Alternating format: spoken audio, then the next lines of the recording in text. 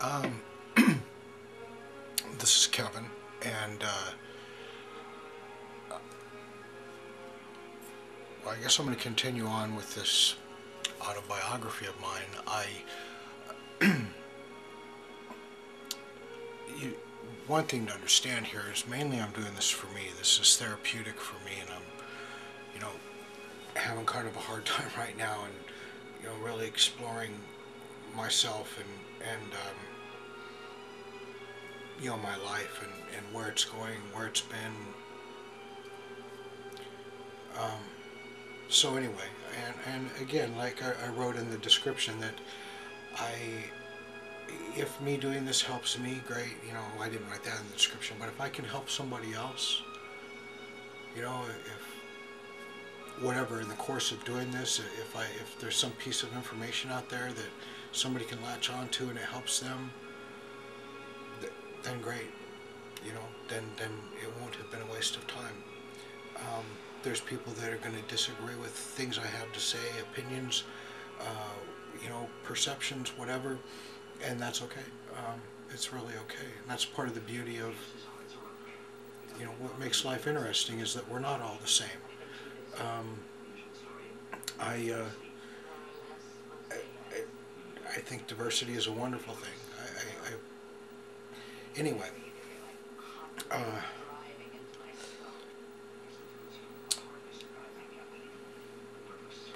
I guess the way to do this is just start at the beginning and the little summary thing I did initially, uh, was just basically to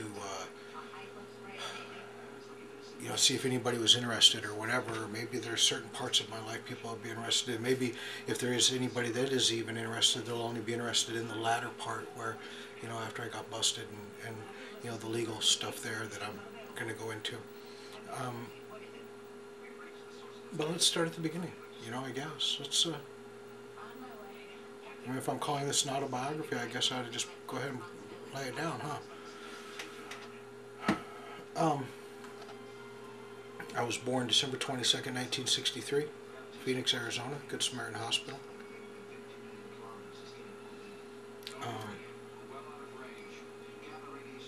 My mom was 17, my dad was 22.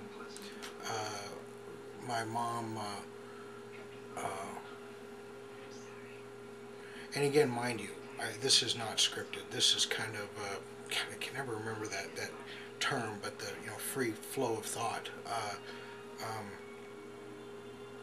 And if that's annoying, well, I can only upload 10-minute clips at a time, so right, it can't be that bad.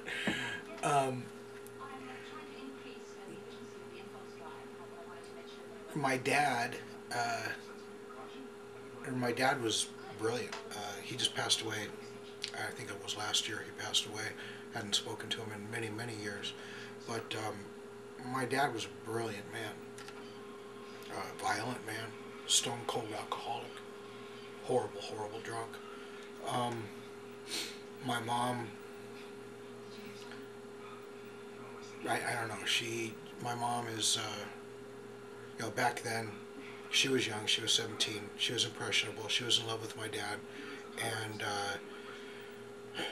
she got pregnant on her 17th birthday, conceived me on her 17th birthday, and so I came along. I've always believed that my parents resented me, and even today, if you look at how my mom treats me, I feel like she treats me like, I'm more of a bother than anything else. And but my dad always looked at me as the necessary evil to be able to have stayed with my mom. That was the only way that my grandparents were going to let them get married, was if she was pregnant. So you get the picture.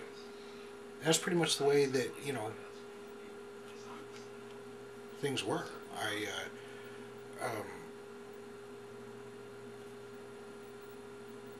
I only have, I think I mentioned this already, 10 minutes on the upload thing. I should have started my stopwatch. I don't know how long I have, and I can't get the on-screen display thing here to show how long it's been going. I can when I do the playback, but not while it's actually recording. But anyway, I'll figure that out. There's got to be a way to do it, I'm sure. Um,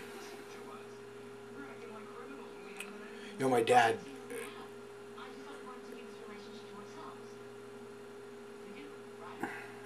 admired people who, like, you know, were violent type people, whatever, and wanted me to be tough. You know, my grandma, she would.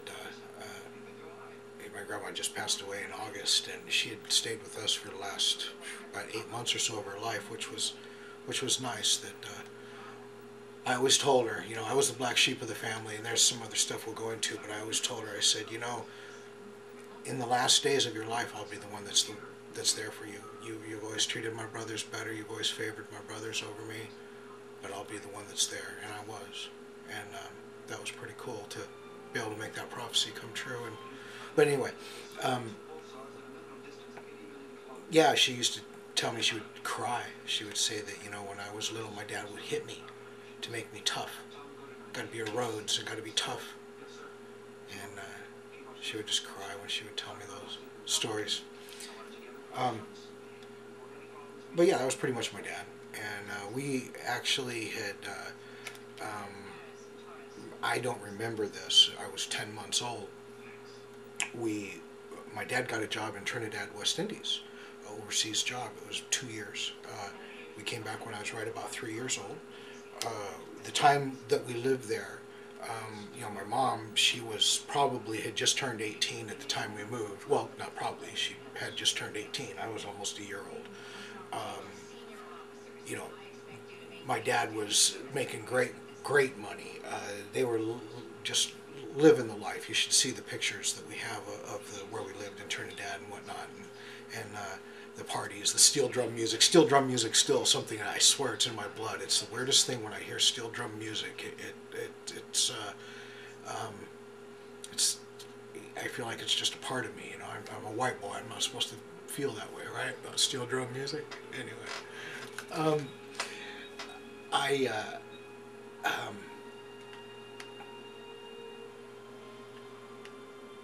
you know, and that's another thing that's real funny, because later, and people in my life, you know, regarding racial stuff, that I'm not going to go into a lot of this right now, but just to keep in mind for later is that, you know, I was raised with a black nanny, and her name was Dorothy.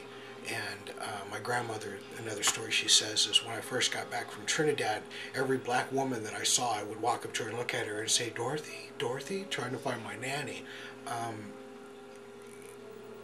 So I have this, like, I don't know, I was around black people that loved me from a very young age, and so I've always felt funny about the whole racial divide thing. But anyway, so we lived there, and that was good times, and that was, you know, my mom and dad having the time of their lives, and that was when my mom started smoking cigarettes, and she started drinking there, and started partying, and my dad was a philanderer, and I don't know that he was cheating on her in Trinidad, but he was when they got back. She got pregnant with my brothers, turned out to be twins. They didn't know at the time, they didn't have ultrasound back then, but turned out to have identical twin brothers. I'm 3.5 years older than them. But I guess when we got back from California, or back from Trinidad, was when things started really going south between my mom and dad. And